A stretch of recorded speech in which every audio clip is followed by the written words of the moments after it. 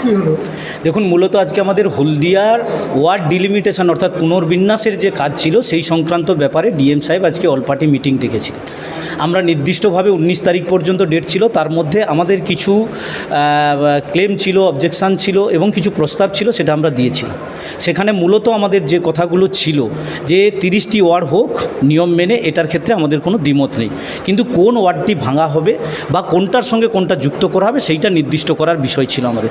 সেক্ষেত্রে আমরা যা আলোচনা চর্চার মধ্যে দিয়ে এসছে, আমরা যেটা বলেছিলাম যে 1, 2, 3 নম্বর ওয়ার্ড, এই 3টে ওয়ার্ডকে যেভাবে এলোমেলো করা হয়েছে সেইটা না করে যদি 1 নম্বর ওয়ার্ডের একটা বুথ যা হচ্ছে সিজবেড়িয়া, 2 নম্বর ওয়ার্ডের ধনবেড়িয়া, আর হচ্ছে 4 নম্বর ওয়ার্ডের 3টে বুথ যা হচ্ছে রাজারামপুরের, সেইটাকে যুক্ত করে নিয়ে যদি একটা ওয়ার্ড করা হতো তাহলে 29 ছিল 30 হতো, এত সমস্যা হতো না।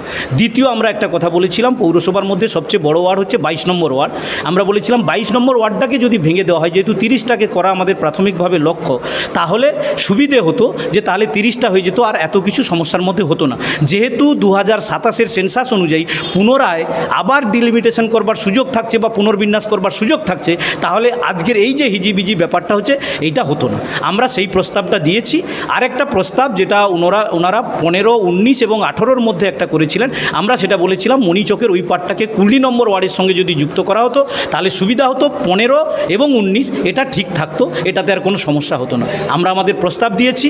আমরা পরিষ্কারভাবে ডিএম সাহেবের কাছে এই আবেদন জানাতে চাই যে এই ডিলিমিটেশনের ক্ষেত্রে কোথাও যেন রাজনৈতিক অভিসন্ধি না থাকে, যেন এটা পরিষ্কার বিষয়টাকে ওনারা নজর দেন।